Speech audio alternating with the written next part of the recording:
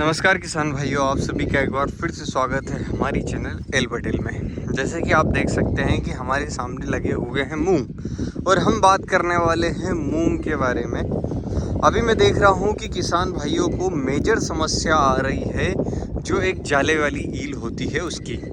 वैसे हम हमेशा से ही कहते हैं कि 8वें दिन आपको स्प्रे करना है या नहीं करना है, लेकिन हमने क्या देखा, इस बार थोड़ी सी समस्याएं ज़्यादा बन चुकी है।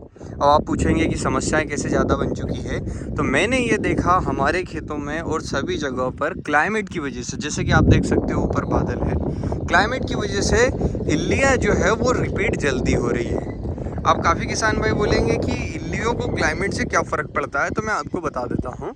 क्या होता है, जब भी उमस और गर्मी बढ़ती है तो इनका जो मेच्योरिटी टाइम है, मतलब प्रजनन से अंडे से फूट कर नया वयस्क बनने वाला जो टाइम है वो कम हो जाता है, शॉर्ट हो जाता है, जिसे शॉर्ट ड्यूरेशन कहते हैं। शॉर्ट ड्यूरेशन मेच्योरिटी मतलब इसमें क्या होता है कि जो कीड़ा होता है वो जल्दी से पुपा इल्ली बना करके अपनी अगली स्टेज को जल्दी तैयार करता है। ऐसी अवस्था जो है अभी हम देख रहे हैं कि मूंग में काफ़ी ज़्यादा दिख रही है। कुछ किसान भाइयों की तो प्लॉटों की ये स्थिति है कि इल्लियों ने पूर्णतः चट कर दिया है, जिससे कि उन्हें ये लग रहा है कि हमारा इस साल मूंग का फसल आएगा भी या नहीं।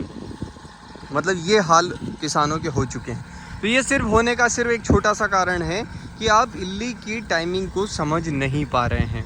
मैंने भी क्या हुआ कि फर्स्ट स्प्रे किया, उसके बाद मैं हमेशा निश्चिंत रहता था, जब तक अगला पानी नहीं लगाता था उससे पहले स्प्रे नहीं करता था। लेकिन जैसे ही मैंने इस साल देखा, मैंने ये देखा कि इल्लियों का जो अटैक है वो वापस से आ चुका है। एक बिल्कुल सूक्ष्म बाल बराबर इल्ली, जो कि नई आंखों से तो दिखे लेकिन पुराने किसान भाइयों की आंखों से नहीं दिखती, इतनी छोटी इल्ली डबल से लग चुकी है। और वो क्या कर रही है कि बिल्कुल जो डिकूर बैठी हुई है, ये जैसे कि मैं आपको एग्जांपल देता हूँ कि इसके अंदर 8 दिन की दवाई डली होने के बावजूद यहाँ पर आप देख सकते हैं, ये जूम करूँगा तो दिख ही नहीं पाएगी, ये छोटी इल्लियाँ बैठी हुई है। ये आपको दिख रही होगी 2 इल्लियाँ। ये जो छोटी इल्ली है ये क्या कर रही है कि डबल से, मतलब इस पे पहले एक बार की लग की ईल मर चुकी थी। मैं एग्जांपल भी दे देता हूँ। ये एरिया पे देखो इन्फेक्टेड एरिया है, मतलब इसमें पहले ईल आई थी, 8 दिन वाला स्प्रे हुआ, ईल मर चुकी थी। फिर क्या हुआ कि हमने जब वेट एंड वॉच किया तो आज हम देख रहे हैं कि 8 से 10 दिन बाद फिर से इल्ली एक्टिव हो गई है। मतलब फिर से नए जाले बना करके खाना चालू कर दिया है। जैसे कि आप देख सकते हैं ये नया जाला है, यहाँ पे नई ईल है। इसका मतलब ये कि इल्लियों का जो नया अटैक है वो फिर से रिपीट हो गया है। इसमें कोई पुरानी ईल नहीं है। एक याद मेंशन रखने वाली बात ये है कि इसमें कोई भी पुरानी ईल नहीं है, ना कोई आपकी दवाई का रिज़ल्ट फेल हो रहा है। इसमें बस ये हो रहा है कि नई ईल जो है वो समय से पहले अपने आप को प्रजनन करके मैच्योर करके आपको खेत में दिक्कत दे रही है। मतलब जो अंडे पहले लेट रखाने चाहिए थे वो जल्दी रखा करके फिर से एक्टिव हो रहे हैं। तो आपको क्या करना है, आपको डबल स्प्रे करना है।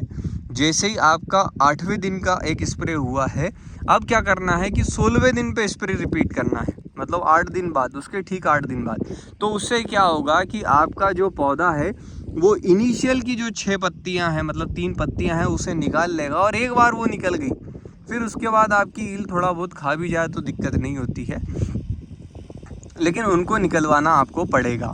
अभी क्या हुआ है कि मैंने काफ़ी किसान भाइयों से पर्सनली बात की, कुछ ने मेरे को मैसेज किया, कुछ बोल रहे हैं कि हमारे खेतों में कोकड़ा लगा हुआ है। तो दरअसल कोई कोकड़े वाली समस्या नहीं है, क्योंकि मैंने 4 से 8 किसानों की फ़ोटोज़ बुलाई हैं, तो वो कोकड़ा नहीं है, वो इल्लियों का अटैक है। भाई साहब, इल्लियाँ इतनी ज़्यादा खा चुकी है कि पौधा अपने आप को डेवलप ही नहीं कर पा रहा है। उसमें कोकड़े वाली समस्या नहीं। कोकड़ा कब आता है, जब रात का टेम्परेचर डाउन रहता है, ठंड रहती है, तब।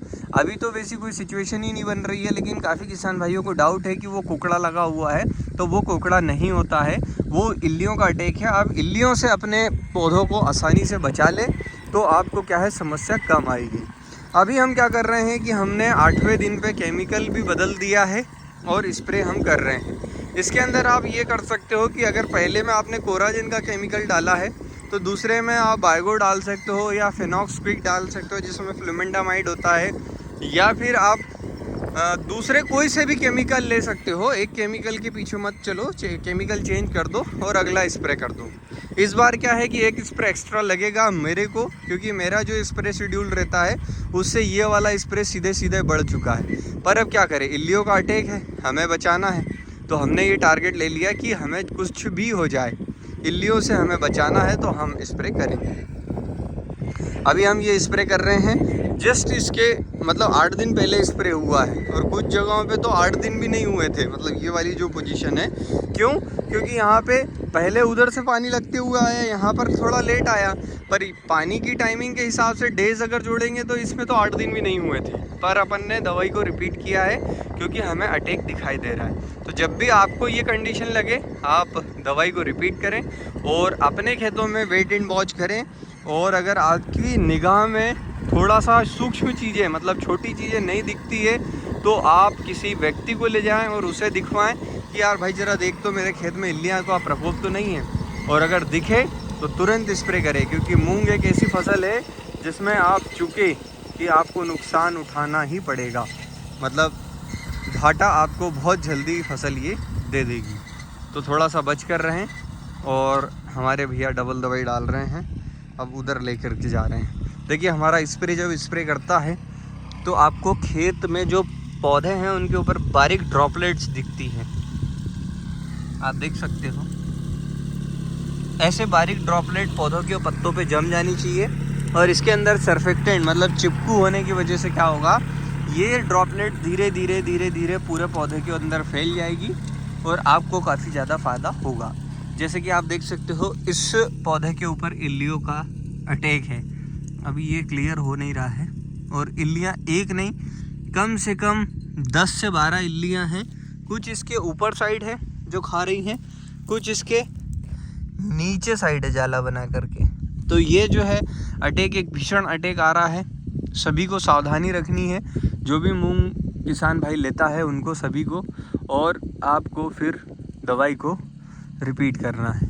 और जैसे ही दवाई आपकी जल्दी से लग जाए, मतलब डल जाए, तो आपको समय समय पे वॉच करना है। इस बार एक स्प्रे का खर्च बढ़ेगा, मैं भी ये मानता हूँ। तो थोड़ा सा अपने आप को मैच्योर रखें कि नहीं, हमें तो स्प्रे चलाना है।